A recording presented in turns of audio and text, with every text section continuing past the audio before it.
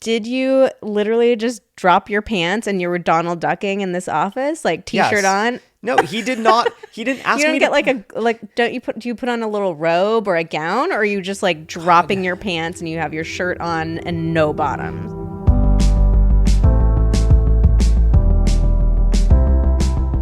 Hello and welcome to the Pillow Talks podcast. We're your hosts, Vanessa and Xander Marin. I'm a sex therapist with over 20 years of experience. And I'm just a regular dude. We share the ups and downs in our relationship while giving you step-by-step techniques for improving yours. Make sure you subscribe for your weekly double date full of totally doable sex tips, practical relationship advice, hilarious and honest stories of what really goes on behind closed bedroom doors, and so much more. It's the sex education you wish you'd had. Thanks to Green Chef, the #1 meal kit for eating clean, for their support of Pillow Talks. Go to greenchef.com/60pillow and use code 60pillow to get 60% off plus 20% off your next 2 months. It is our first episode of 2024. It is. Welcome. Welcome to the new year. And we are kicking off a year of Pillow Talks by going there and talking about the old snip snap. Yeah, it's story time today, ladies and gentlemen, boys and girls. Let's do it. Xander got a vasectomy. I did. At the end of last year, he got the old snip snap. That's really weird to hear at the end of last year because right now it is still very much this year. I mean, not very much. We are in December. We're like, oh, it's almost Christmas. But we record ahead of schedule. We do. So if you've never heard of a vasectomy before, it is a form of male birth control, also sometimes referred to as male sterilization. That's scary. Male birth control is way better. Male sterilization just sounds scary. Also, it sounds kind of passive, like it's being done to you. Like I'm not choosing to do it. I don't know why that comes to mind, but like, hey, why don't we just not call it sterilization? That just doesn't seem like a win-win for anybody. So the way that it works is by cutting the supply of sperm to your semen. So it's done by cutting and sealing the tubes that carry the sperm. It is extremely effective. It costs much less than female birth control or sterilization for women. And it's also a lot easier than that procedure for women. Like much easier. It's outpatient. There are far fewer possibilities for complications. It's less painful, all that stuff. And they are even reversible, which is the cause for the infamous Michael Scott line in The Office, where he talks about the emotional toll that 3 vasectomies take on a man. The vasectomy, reversal, vasectomy, reversal, vasectomy. Snip, snap, snip, snap. Do you know the emotional toll? I have a strong feeling that it is not allowed for us to splice in that audio into this podcast, so we're just going to have to do it for you. So, it's interesting to bring up The Office because if I think of it, that's really the only example that I know of that talks about vasectomy openly, like in the media. Yeah, and it's a total joke. It's like one of the funniest moments in what I think is the funniest episode of The Office, the dinner party. Yeah, but it's a total joke and everybody laughs. And you don't come away thinking like, oh yeah, hell yeah, I want to get a vasectomy. You pretty much don't want to do anything that Michael Scott does in The Office. No, I can't really think of much that Michael Scott does, though I guess at the end he moves and ends up being happy with... That's true.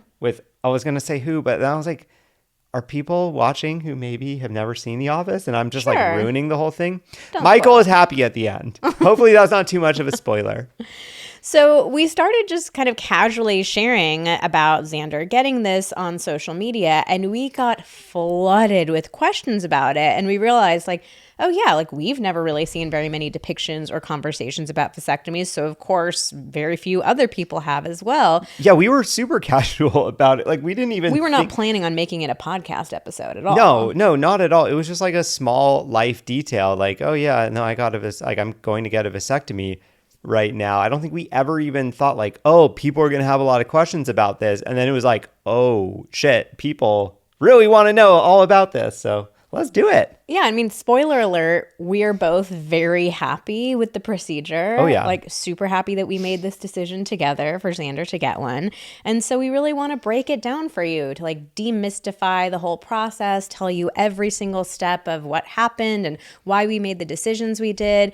And I think we're even going to turn this into a 2-parter episode because we had so many questions. We thought like, okay, let's do part 1 talking about our experience, your experience mostly with the procedure. And then part 2, we can talk about people's specific questions about it. Oh, there's so many questions. There's like 0% chance we could fit that all into one episode. And as much as you guys do want to hear about vasectomies, I do doubt that you want to listen for like 3 hours to one episode about it.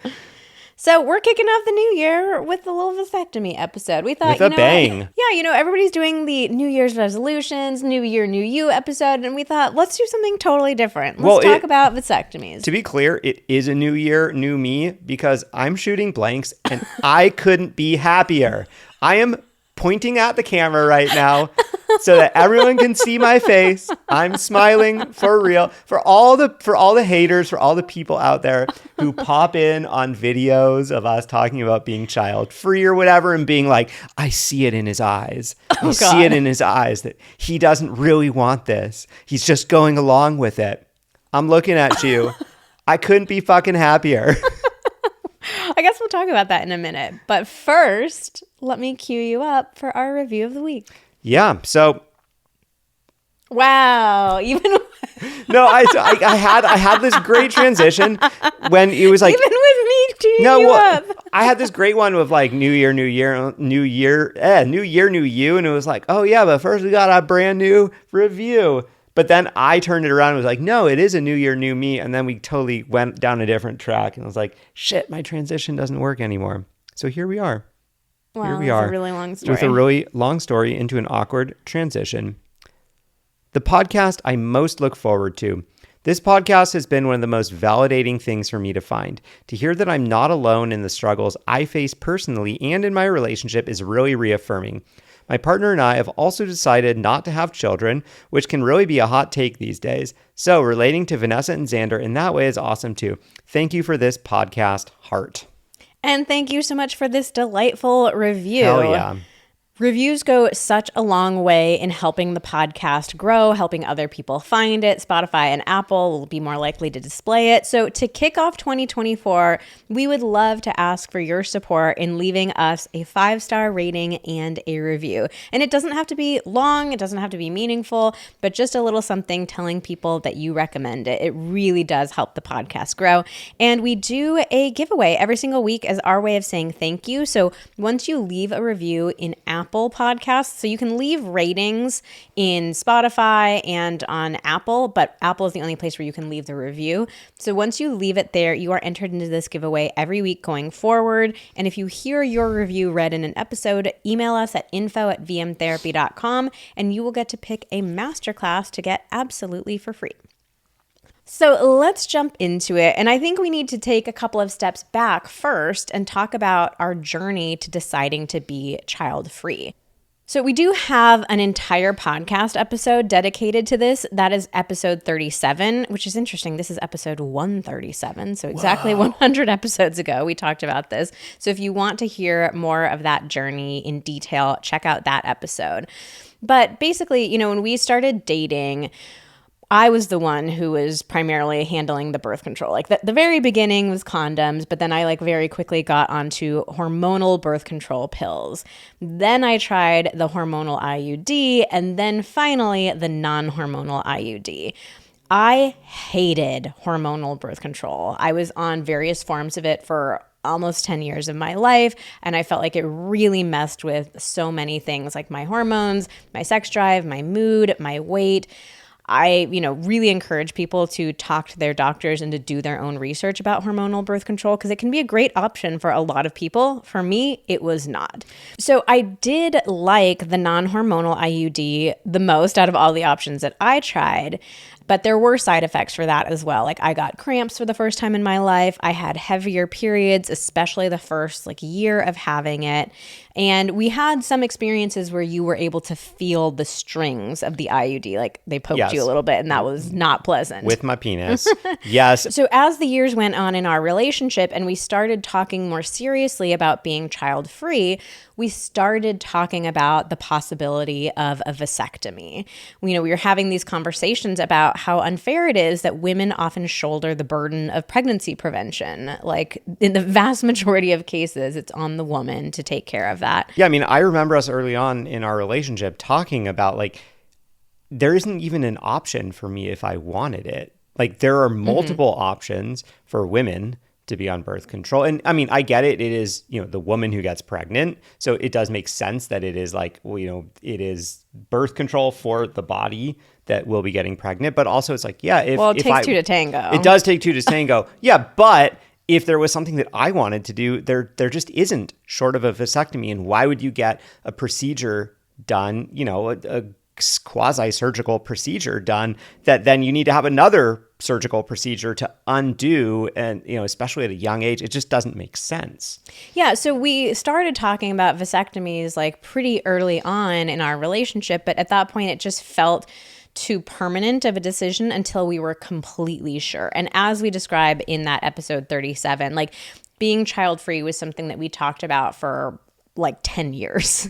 So this was a very long decision, and it just didn't feel like the appropriate thing to do until recently.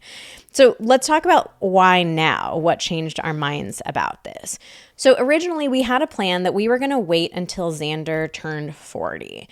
The last few years, we've been 95 to 99% sure that we weren't going to have kids.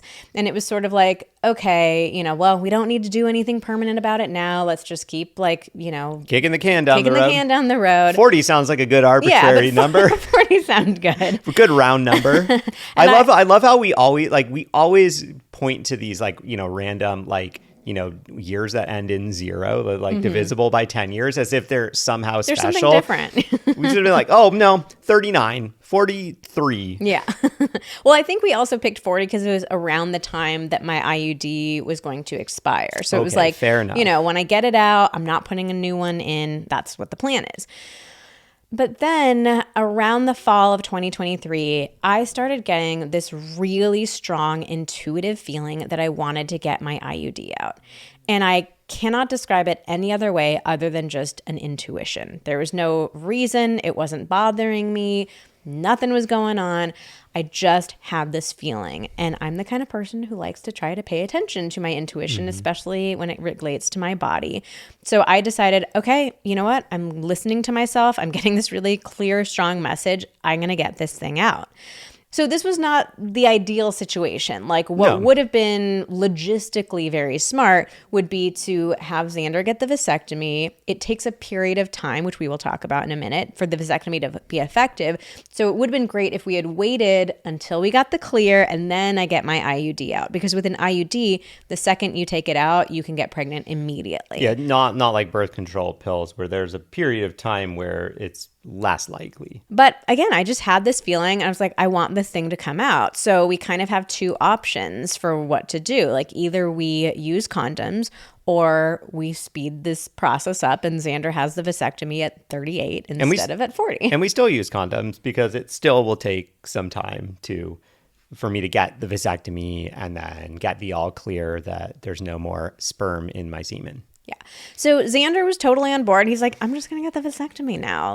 There's no point in waiting. If you're taking the IUD out, we don't want kids. And we did have a final conversation of do we really want to do this? Can you foresee your mind changing? What would it look like in another year or another 2 years to change our minds?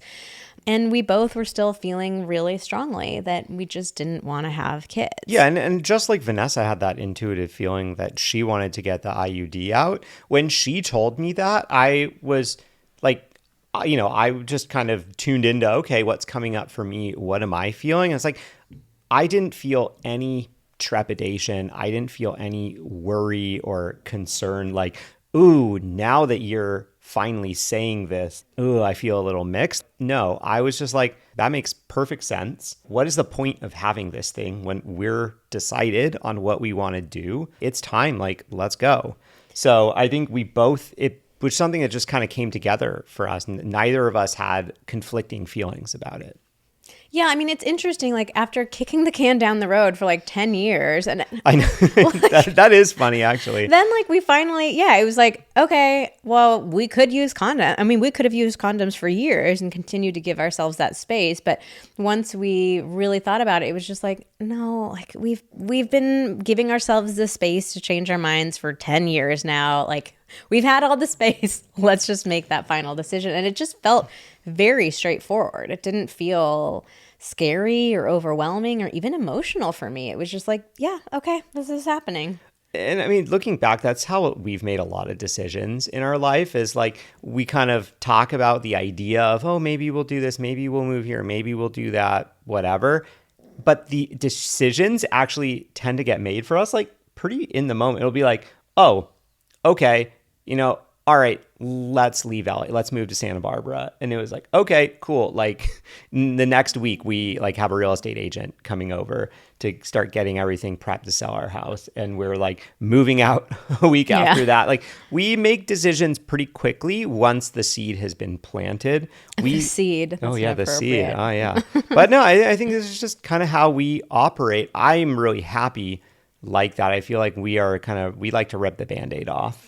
And that has really worked for us. When it comes to decisions, we try not to mull it over too long. Okay, so let's move into getting this whole thing set up. So walk us through, Xander. What did it take to get a vasectomy set up?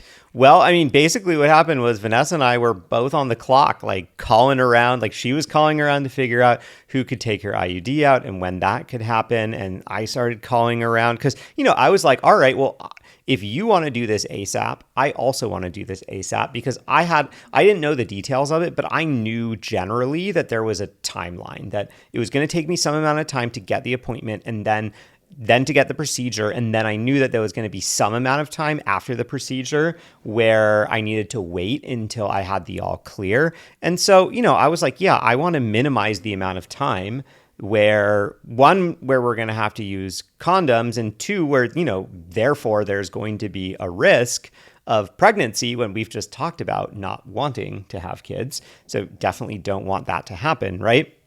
And of all the birth control forms, condoms they're effective, but they are not as effective as more long-term birth control options, right? And there's all kinds of things that can go wrong with condoms. So I started calling around. Fortunately, there are a ton of options. Basically, it was just calling any urologist. Or I shouldn't say any, but I imagine the vast majority of urologists do vasectomies. It's like a main part of what they do. Unfortunately, I found that it was challenging. It seemed challenging to get an appointment with most of maybe the first 4 I called. It was like, oh yeah, we could see you in 2 months for a consult. And then unclear like when the actual procedure could happen after that. So I made like 1 appointment for those just in case. I kept calling around, and then I found a doctor who I could see like very quickly. I got a consult, I think, in like 2 or 3 days. The only wrinkle was that doctor didn't take insurance up front.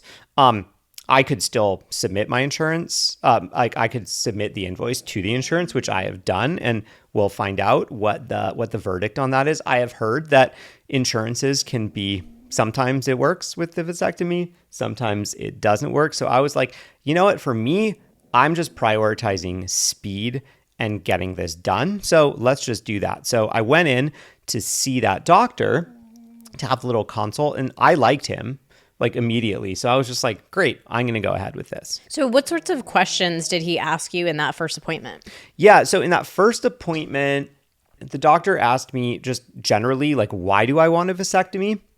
And then he kind of drilled down a little more like, okay, so like, how long have you not wanted to have kids? He wanted to make sure I've talked this through with my partner, with Vanessa.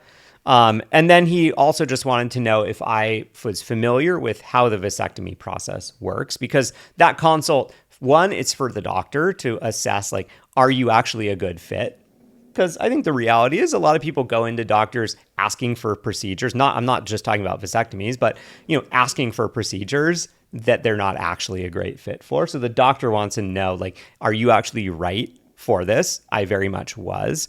And then he wants to know, do you know enough about it? And, can I help educate you in this appointment so that you can, confirm that you really want to do it, and that when you come in to have the procedure done, you are comfortable and confident knowing what's going to happen and your expectations are generally well set. And so we both learned about the different types of vasectomies that were available too.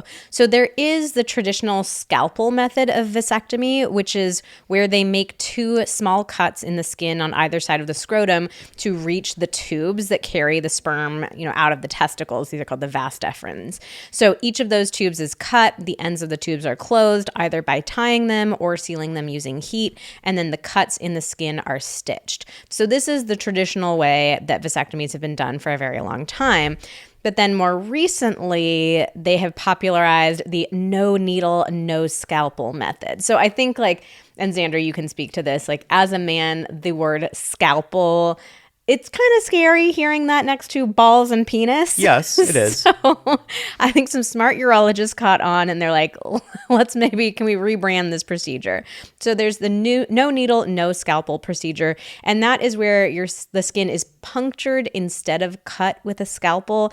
Then the tubes are sealed up, but there aren't stitches the way that there are in the traditional scalpel. So I am not a doctor. Definitely talk to your doctor about the different options. But to me, there was a little bit of a vibe of scalpel versus a puncture. Are they really that different? But there is research showing that the no scalpel method is it has better recovery times, fewer side effects. The recovery time is shorter. So in general, it seems better. But then your doctor was had a slightly different take on there being these 2 distinct methods. Yeah, it honestly is a little unclear to me. I'm still a little unclear on it. It was that when I was doing research and you go to these urologist websites, you very often see, and I'm sure this is based on research and based on, what men want to see, which is maybe the problem because it's an advertising tactic, but you see in, big letters no scalpel, blah, blah, blah. Because it's I'm sure that's the first thing you want to see. Oh, great. This sounds so much easier. So I was just asking the doctor I've seen a bunch of places, I've seen a bunch of places advertising that. And I noticed that on my doctor's website, they hadn't really said one way or the other if it was scalpel versus no scalpel. And so the doctor that I saw was basically he was kind of downplaying the difference between these two things. He's you're still getting an incision in some form or another. And a tiny incision. Yeah, a very tiny, very, very small. A very tiny incision. It felt like my doctor didn't feel comfortable. He didn't feel like it would be an integrity or maybe totally honest to be I am not using a scalpel on you. I'm cutting into you one way or the other. One way or the other. Yeah. We're cutting in there and we're getting in there. Yeah. I mean, he was basically I feel super confident in the technique that I do. I feel like I'm doing the most effective technique. It's the way that I was taught. It's the way I've seen the best results. And I was just great, let's get it done. I'd rather get it done than know all the gory details.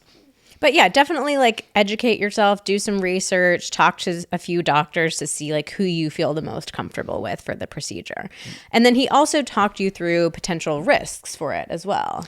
Yeah, he did. He was very clear, but I think some people get freaked out about this. But you want doctors to walk you through the risks. This is the real life stuff. It's important to know this, and they need to tell you this to cover their own ass because this stuff can happen. So he wanted to be really clear that a very low percentage of people can experience some complications. He said that he had never had a patient experience any serious complications from a vasectomy that he gave. He had one patient, I think, that had experienced some minor issues and he was able to correct it very easily and for free. And so some of those issues were you could possibly have some chronic ball pain or pressure. And from our research, it looks like that can affect under 1% of patients. My doctor made it sound like if that were to happen, that there were a number of things that could be done to address it. Mm-hmm. I was all right, I'm just going to assume I'm not going to be in that less than 1%. And if I am, we'll deal with it when it happens. The other more real risk is that it may not work the first time around. It may need to be redone if they still find sperm in your semen. And we'll talk about that more in a we'll talk minute. about how that works. But it sounded like if that were the case, the doctor would do it again for free, like at no cost to me. And I think that's probably what most doctors offer, because the reality is that doesn't happen very often if they know what they're doing. Also, and then there's sort of like side effects, I guess, like stuff to be aware of. Like there's gonna be some swelling that you need to manage afterwards. And it's possible that there could be an infection at the incision site if you're not careful and not, following the general discharge instructions. So I think it's important to remember there are risks to any form of birth control and obviously risks to any procedure. So maybe we'll talk about this a little bit more in the questions episode, because we got a lot of questions about men like saying, well, I don't want to run the risk. Like, there people are so keyed always risks. People are so keyed into like vasectomy risks specifically, and then totally ignore like every other thing you ever do carries the same or possibly more risks. Oh, there are way more risks for other forms of birth control. So we'll get into it. I might have a little rant in that episode. But yeah, relative to other forms of birth control and other forms of procedures, vasectomies are incredibly safe. And finally, the cost of it, Xander already mentioned, like, we're not totally sure yet if our insurance is going to cover it. The cost for his was $800, which we paid out of pocket. And we might have an update for you by the time we do part 2 of the episode about whether or not our insurance ended up covering that. Before we go any further, we want to take a moment to tell you a little bit more about this week's sponsors. I think the dreaded what's for dinner question is one of the most frustrating things about being in a relationship. It just feels like mealtime. It's so stressful. It takes so much mental energy, and especially at the end of the day when you're just beat and you don't want to have to deal with it. So that's why we love Green Chef. They make eating healthier and eating more exciting food. They make it so much easier and simpler to do. Green Chef delivers everything you need to eat clean the easy way. Nourish your body with chef-crafted recipes packed with clean ingredients that both taste great and support your healthy lifestyle. Go to greenchef.com/60pillow and use code 60pillow to get 60% off plus 20% off your next 2 months. Elevate your everyday wellness with the #1 meal kit for eating clean and discover new gut-friendly recipes every single week. Let Green Chef take the work out of eating clean with chef-crafted, nutritionist-approved recipes featuring certified organic fruits and vegetables, organic cage-free eggs, and sustainably sourced seafood. One of our favorite things about Green Chef is their incredibly diverse menu. Every week, you get to choose from over 80 options, and you can customize it to fit your lifestyle or your preferences. We are gluten-free, so we select from the gluten-free menu. And even that, there are still like 15 to 20 things that we get to pick from. It's not like it narrows it down to just a couple. We've been eating with Green Chef for over a year. We've really enjoyed it. The food has been so tasty, so delicious, and best of all, just easy. So we're really excited to partner with them and excited for you to give it a try too. Go to greenchef.com/60pillow and use code 60pillow to get 60% off plus 20% off your next 2 months. So let's move into what the procedure was actually like. All right, yeah, but before that, I just remembered the most important detail in that first consult appointment. Just so any of you out there who are doing this don't get surprised, it is a urologist. And so, of course, he did ask me to drop trow so that he could inspect my balls and penis just to make sure that everything was looking and working as much as he can assess if it's working. That sounds gay. That sounds weird. No. I love that you said he checks to make sure it works. Well, I mean, also, hold on. Also, I want to know, did you literally just drop your pants and you were Donald Ducking in this office? Like t-shirt on? No, he did not. He didn't ask me. You don't get do you put on a little robe or a gown, or are you just like dropping your pants and you have your shirt on and no bottoms? Well, I definitely put a gown on for the procedure, but I am not sure. I'm pretty sure not, because he knew, he knows he only needs to look for like 30 seconds or less. So it's kind of ridiculous to be like, all right, put on a gown for this entire consult. Yeah, no, he just asked me to drop my pants. And Really and love the underwear. visual. And underwear, just in case. But they're you just weren't like sure. around your ankles. Yes. And your shoes are on. Yes, and your and shirts. he's sitting there in a stool in his doctor like lab coat thing. He put on some gloves, and he touched my penis and my balls, and he told me that everything looked great. Okay, I did. I want him, for the record, everything looked great. He said it looked really good. Yeah, something like that. Did he say, like, this is the finest looking penis I've ever seen? Yeah, he Your did. wife is a lucky lady. That's exactly what he said. That's what they teach you in medical school. Okay, so I went ahead with Googling penis doctor. Obviously, like, yes, the urologist is the one who deals with the penis, even though technically, like, the urology is all about, like, the urinary tract, reproductive, whatever. So, yes, urologist is the proper name for the penis doctor. But this person had some suggestions. Cock doc, wiener screener, That's great. whiz, and erection inspection. Wow, those are really good. I like wiener screener. Wiener screener. So your wiener screener went great. Okay, so let's talk about my ween screen. The ween screen is even better. It is. Okay.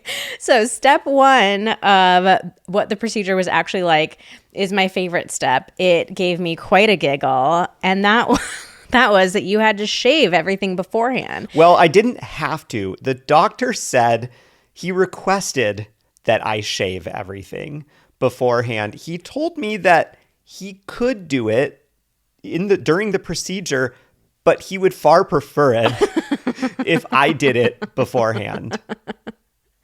So I got a great text message from you being like, I have to shave everything. Like, I've never done this before. How do I do this? And then I also got an amazing message from you with a photo because you weren't sure how far you needed to shave. Yeah, well, I wasn't sure how far up to shave because I don't have a lot of chest hair, but from kind of like my belly button down, I do have some hair. So I was like, it's gonna cause a weird line. So I was like, should I just go all the way up? Should I just go all the way up?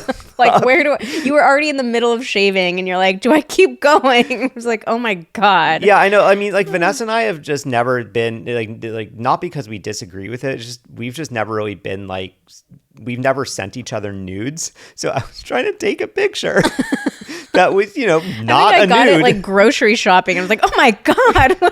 I was like, this is going to be a horrifying picture to receive, but there's no genitalia in it. So, enjoy. Okay, so you had to shave everything. I did. He gave me some tips, which was very nice because I didn't know what to do. I mean, I knew what to do, but I didn't know like how to do it. He told me to use, a beard trimmer with the lowest setting of the guard. He was very clear, like don't, because you can take the little guard off. Mm-hmm. I do that to like shave my neck sometimes. He was like, do the lowest setting of the guard, do everywhere, and then buy those crappy little disposable single blade razors.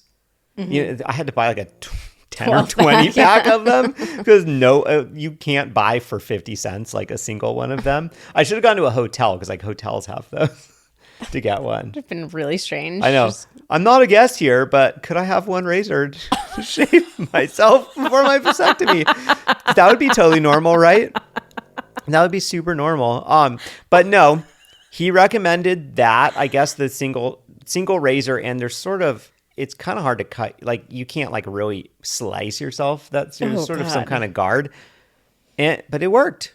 Okay. So walk me through going to the office and getting everything set up. So I went to the office. They had me put on a gown. As soon as you didn't just have to drop your pants. I didn't just have to drop my pants for this. I was in the full ass gown. The doctor checked me out and was very appreciative that I had taken the initiative to shave myself.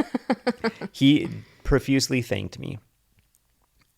So the other thing I want to say, I didn't get this, but some doctors may offer you or talk to you in advance about this, like offer you like a Valium or Xanax, some kind of like anti-anxiety medication to help relax you for the procedure. I don't believe that anybody actually puts you under anesthesia for this procedure. It's kind of overkill. It's a short procedure.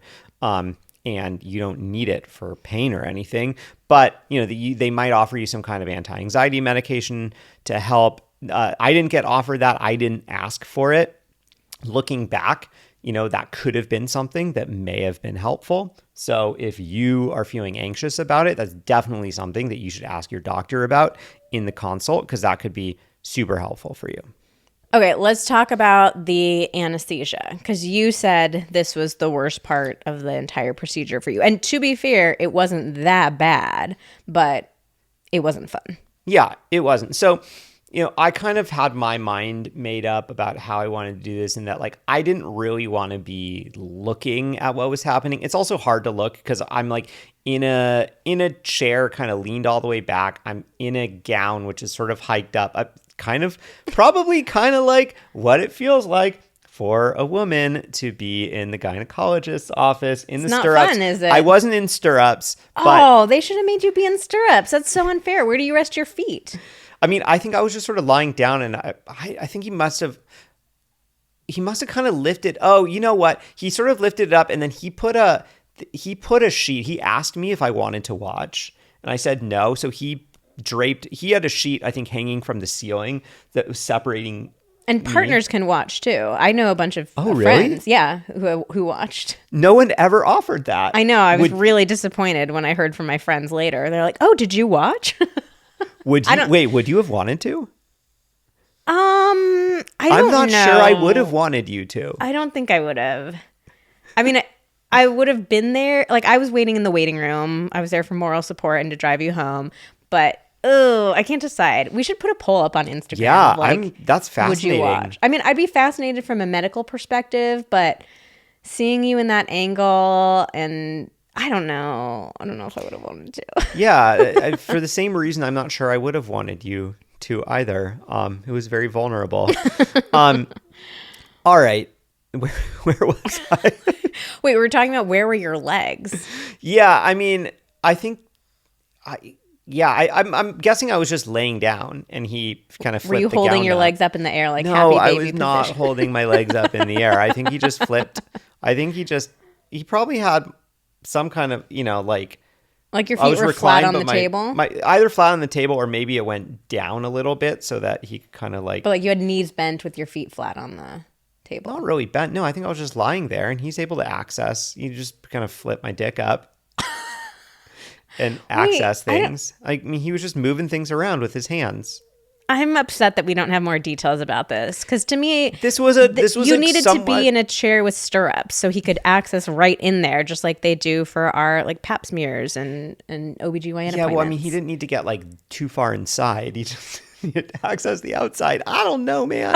This is okay. This is what I remember. We're gonna need to do some follow-ups about this. Okay, this is what I remember. Walk me through the anesthesia. Yeah, so he had kind of blocked me off from it, and so he was talking. He was doing a really good job of just trying to be personable and talk me through what was happening, but also be just talking to me, guy to guy, so that we would pass the time. You talking about cars and sports? I really genuinely cannot remember what we talked about.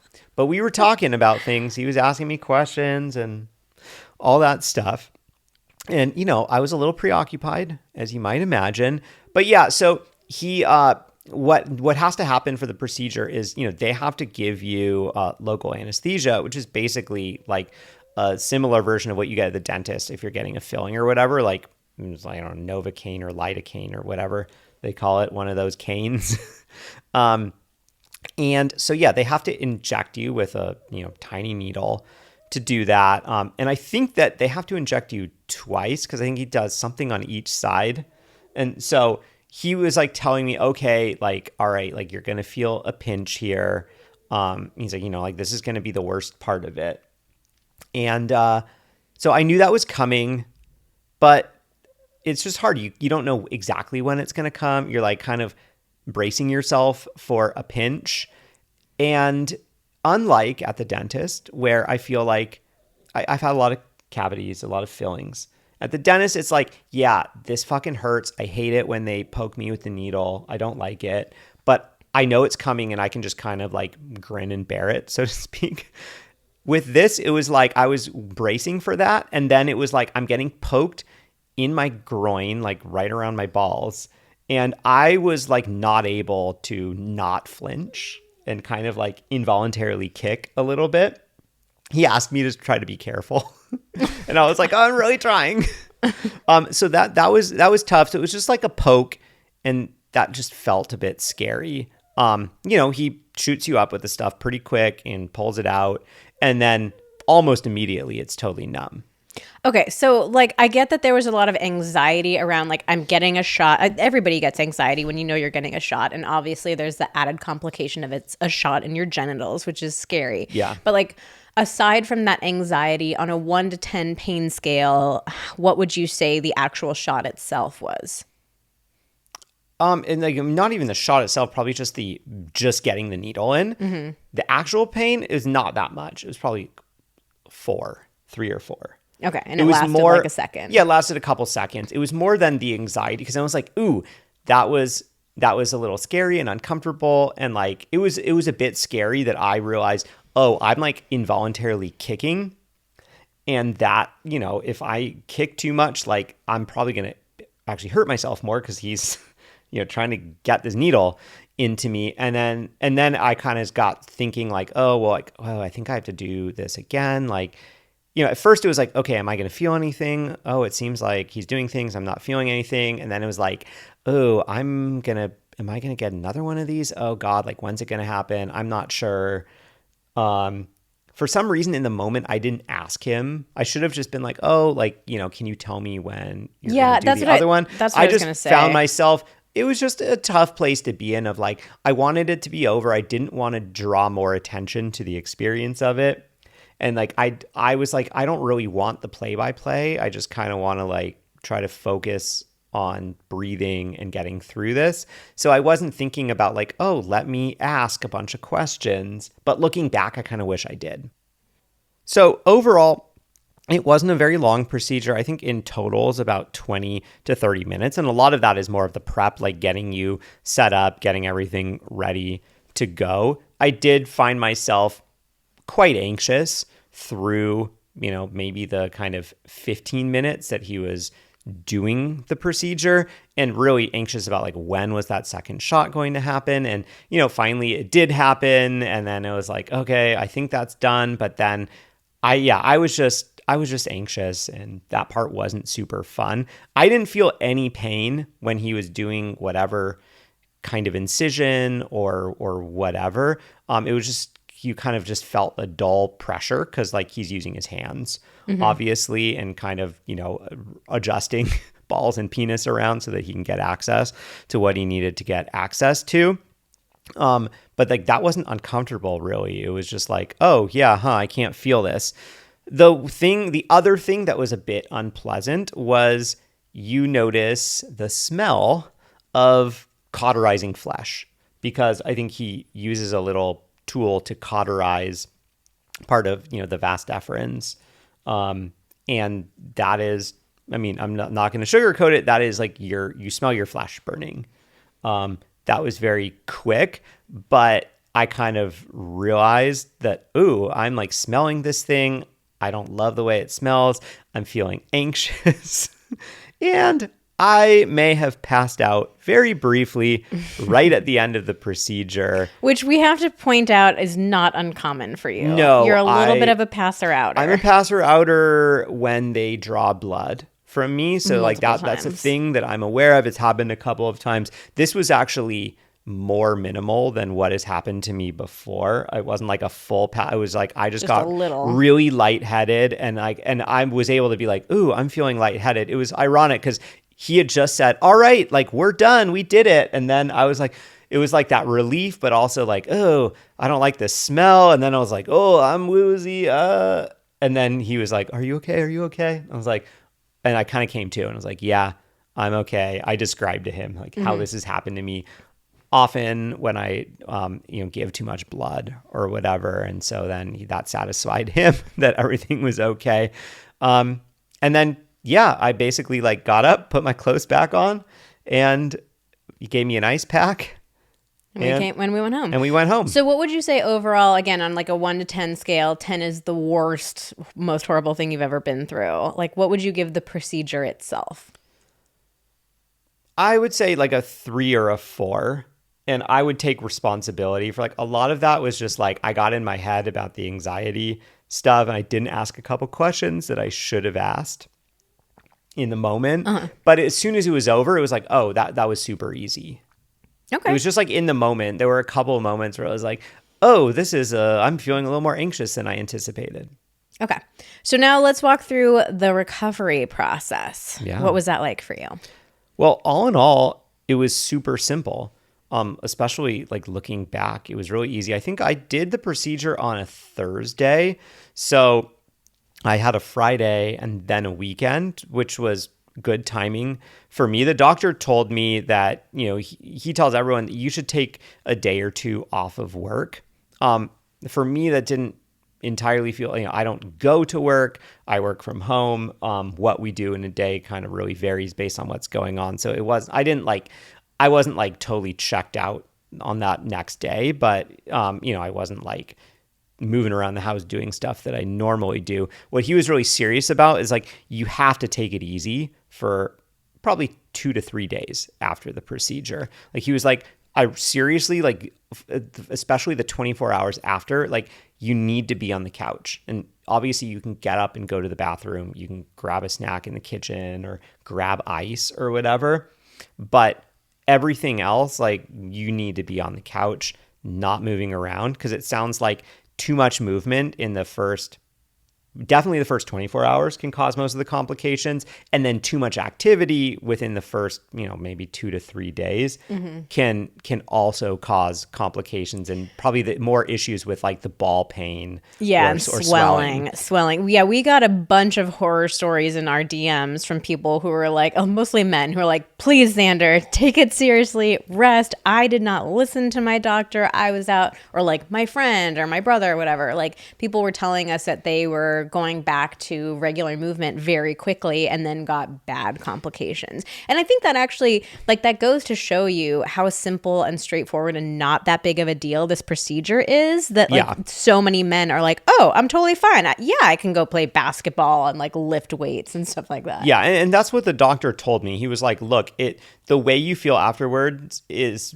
really going to depend just on who you are. He's like, some people within 48 to 72 hours just feel like ready to go back to, like, they want to go back to their everyday life. They want to be going on hikes and playing basketball and all that stuff. And he's like, and some people may feel like, they want to be on the couch mostly for about a week or so. He's like, it just kind of is, depends on you.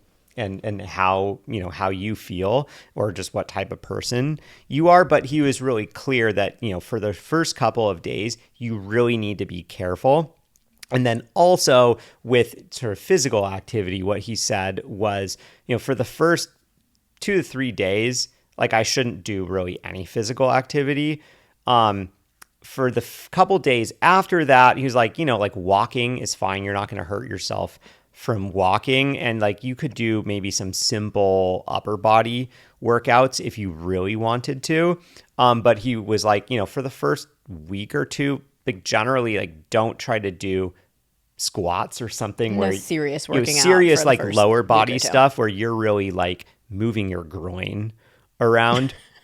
And also, he told me to wear tight boxers for a week, including when I was sleeping, to just kind of keep everything together. And then my least favorite rule was no sex for a week. Yes. So no sex for 1 week. And then, of course, to deal with pain, 2 things. For the first couple of days, you want to ice your balls, your grundle or whatever that area is, as much as possible to help with the swelling. That was super helpful. I found, like, if I started feeling a little bit uncomfortable, usually as soon as I started icing it, that discomfort would go away. So that was super important. And then he wanted me taking like alternating ibuprofen and Tylenol every couple of hours for probably the first, I think I did that maybe for the first like 3 to 5 days or so. And then I started kind of tapering down to see like, oh, am I going to feel anything? And I think it's just important for those first couple of days to do that, to keep the swelling down. And I think it also helps you emotionally and psychologically to try to just not feel any pain or discomfort from the procedure, because that's where you start to get in your head. You're like, oh, my balls are hurting, or is something horribly wrong? So I think that just helps to kind of get you a couple days detached. Okay, so what would you say the pain level was during recovery? There really wasn't any pain. There was a bit of discomfort. I think a lot of that discomfort had to do with the shaving that I had to do, because your hair starts to grow back really quick and it's real pokey right at the beginning. And anybody who has ever shaved their genitals knows that it's the worst hair removal technique. It gets so itchy and uncomfortable when it's growing back. Yeah, so it wasn't like the genitals itself. It was more the gaps kind of between like where my, the leg meets the, I don't even know what you call it. Like where your thigh. Where your leg your meets bikini the line. thigh. Yeah, my bikini line. So it's like every time you walk, that's, it's like skin rubbing against skin, but it's pokey skin rubbing against pokey skin. You did a lot of waddle walking, and it was really cracking me up, like bow-legged, like trying to work around it. But yeah, I remember from those days, like you really didn't have any pain. You mentioned occasional, just like a little discomfort, but it was mostly the pubic hair. Like if it wasn't, if you didn't have to shave everything, I think you would have felt completely fine the entire time. Yeah. And I think the only thing that I noticed was with more walking was more likely. I would reach a point where I would start to notice, I feel a little ache in my balls. And that was, after, I think you walked the dogs for the first 2 days. You basically got us through 72 hours after the procedure. And then I started going on dog walks with you after that in the morning. And we walk about somewhere between a mile and a mile and a half with the dogs. And there were a couple times within the first week where I noticed kind of towards the tail end of the walk, like, oh, okay, like I'm feeling a little bit of sort of like discomfort in my balls. I wouldn't call it pain. Mm-hmm. And it was just like, oh, okay, that's a good sign that this walk should be wrapping up, and it is, and I'll get home and I'll, ice after this, and everything was fine. So I think it's just be aware that, you're going to feel a bit of, some discomfort in that first week. I think after the first week, that discomfort really went away. Okay, so next let's talk about testing the vasectomy. If there is one thing you come away from this episode with, let it be that vasectomies aren't immediately effective. When we first started sharing that Xander was going to get one, we got a ton of DMs from people saying, like, make sure you do the testing. I didn't do it, or we didn't do it, and they wound up pregnant. So you have to do the testing. It's not like an immediately effective type of thing.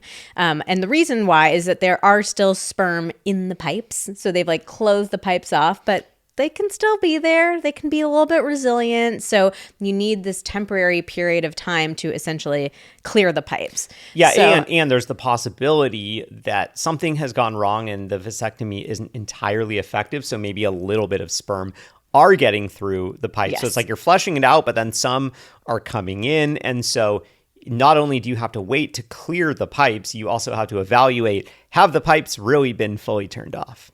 So it cracked me up that your doctor's orders were no sex for 7 days. And then he said, then as much sex as humanly possible. Yeah. So actually what he said, so credit to my doctor, he didn't say the word sex or masturbation. He just made it very clear, as much ejaculation as possible.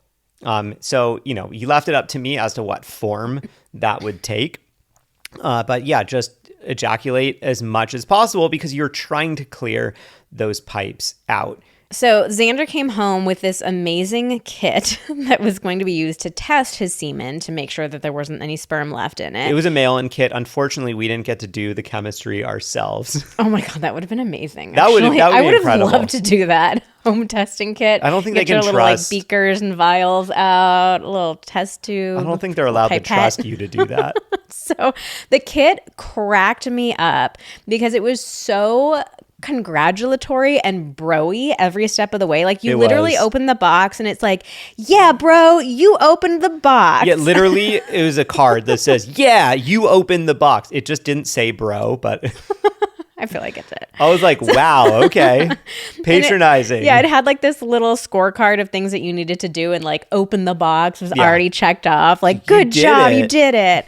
And then there was this amazing scorecard for every single ejaculate. Like, we were supposed to put a little check mark in the box every single time you had an ejaculation. There were 30 of them. So I got a little excited about like, okay, he says it's going to take 12 weeks for us to get to 30 ejaculations. I really wanted to see how quickly we could get this done. Unfortunately, that was right around the time that I got COVID and then rebound COVID and then a cold. So it took us a bit longer to get through the 30. And Xander got sick too. I got sick. We had to move out of our house. And then move back move back into our house. It was, life kind of caught up with us. But we did pretty well. Oh, yeah. No, it wasn't. I wasn't like disappointed or anything. I was like, no, like we're doing the best we can with what is going on in our life. I think you got a little focused on the number and wanting to get through it quickly. And I was like, no, whatever. I'm like, you were like, we were at 28 and you're like, whatever, let's just send it in. And I was like, no, we have to get to 30. You can't do 28. Well, ironically, when I was helping Xander like put the kit together and get everything ready, I'm looking at the instructions again. And of course, Xander hadn't fully read the instructions, and it said 20 ejaculations instead of 30. So we could have sent it in even sooner, but yeah, very whatever. Confusing. You can't give someone a scorecard that has 30 boxes and then be like, you can do 20 of these or That's 30. Fine, whatever. Oh, well. So in the meantime, while we waited to test to see if the vasectomy was effective, we had to use condoms, which was quite a journey for us because we had not used them in 15 years plus. Yeah. It sucked a lot more for you than it did for me. For me, like, I didn't feel a huge difference in sensation. Like, it definitely feels better without them, but it wasn't like terrible for me with them. And I actually enjoyed that cleanup was so much easier for me. It was like, I don't have to worry about any ejaculation. Yeah, for me, I mean, look, the reality for me with condoms there is less sensation. I can't quantify how much less. We did realize that, part of it may have been the condoms we bought some really like high quality, I think like organic latex condoms. And you didn't like those so much. Well, we bought two types, and there was one type that was definitely better. However, we were traveling on a work trip at one point during this period, and I forgot to bring condoms. So we went to CVS to buy some condoms, and I was like, oh, well, since we're not going to find the same kind that we have at home, so, we'll just buy some, like Trojans or something, like the extra thin kind. And I will say, those extra thin ones, I can't remember if it's called extra thin or like bear skin or something like that. They have so many different varieties. The names are funny. It's crazy to me how many different varieties there are and like how little of a difference there actually is in them.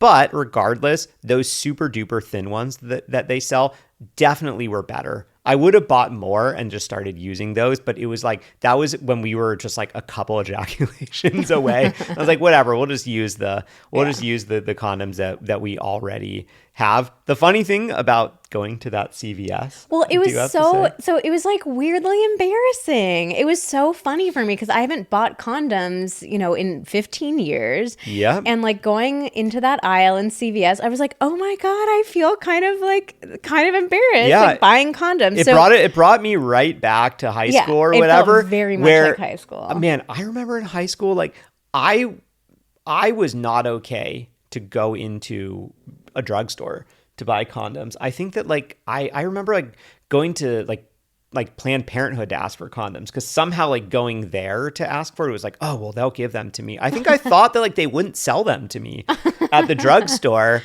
So yeah, we're in CVS and I'm like, oh my God, let's just grab the condoms and get out of here. Like I'm weirdly embarrassed. And Xander's of course looking through like every single option. Like, oh, do we try the bear skin or the super thin skin? You know what? I was like, hey, I'm married to a sex therapist. We do this for a living. I'm 38 years old. Like, if anyone deserves to be in this aisle and take his time, it's me.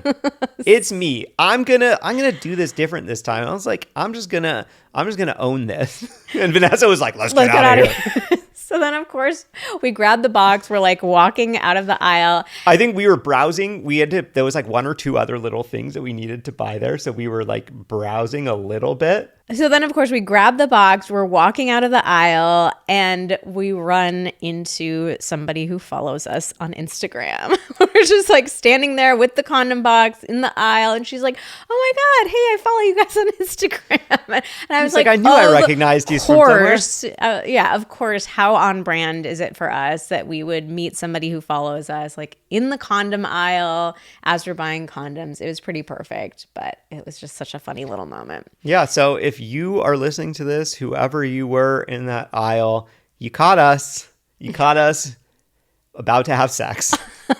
Shocker.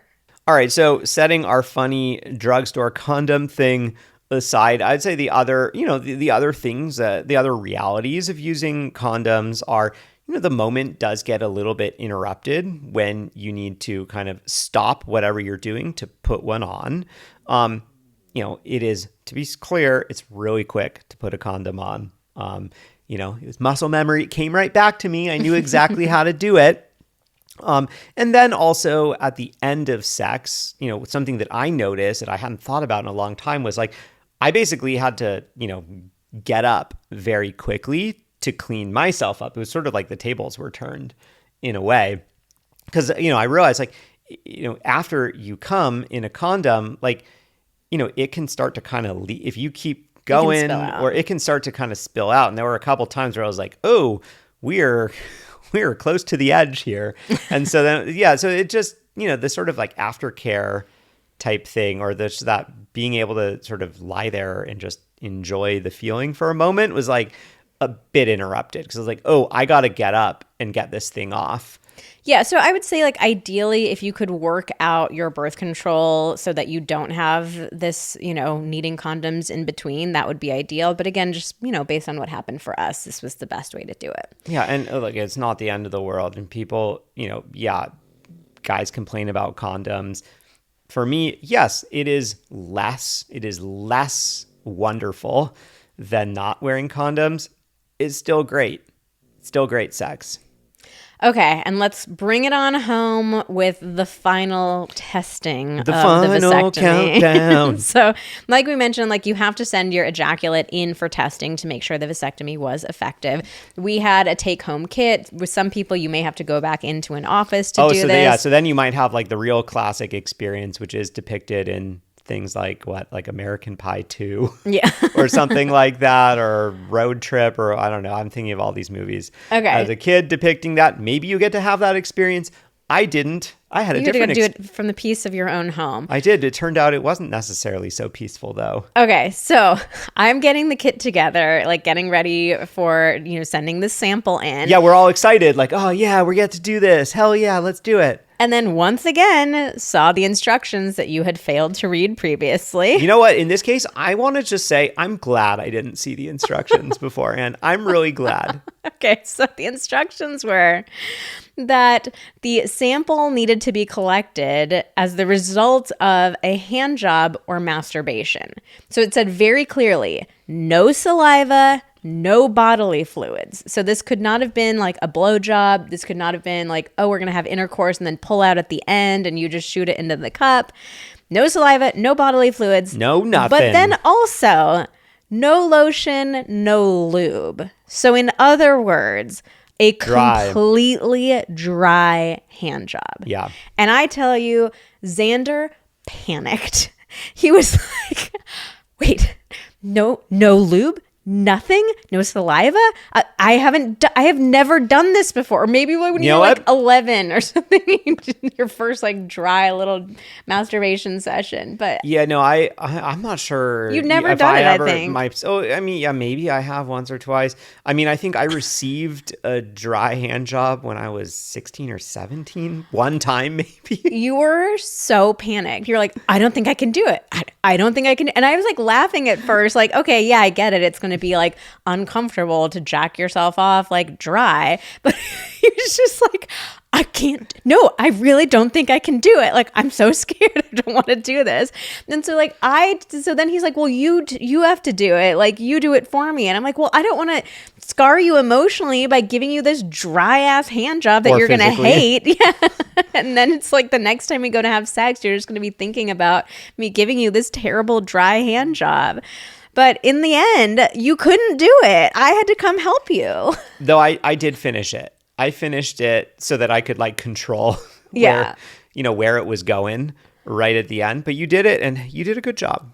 You did a good job. I would not say. I mean, I did a good job for what the circumstances were. It was very unpleasant. There was a moment where I was like, I'm not sure this is going to happen. Yeah, I thought it wasn't going to happen either. We kind of had to like reset and reload. We were jerking things around a little bit. I was like looking at your penis, just thinking like, I'm so sorry, buddy. Like, I'm really beating you up here, but we just need to get this done. So that was quite the experience, the dry hand job. But fortunately, we got it done, sent it off in the mail, which is a very funny thing to be shipping your ejaculate out in the mail. But you got to do the tiniest bit of science, which was there was a little. You mixed you had it in the something that cup. Preserved it. Yeah, you put it in and like shook it up. A little liquid. It was like, oh yeah, keep that semen fresh.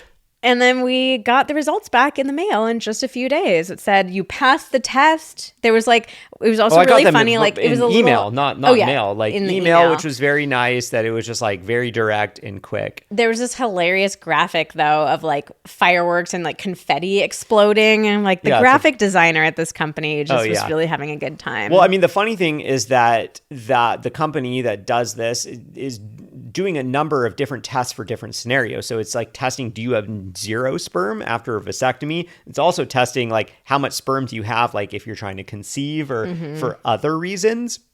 And so, it's funny. I could see things going horribly wrong too. It's like, because they have to put together, okay, who are you? What are you testing for? What is your desired outcome?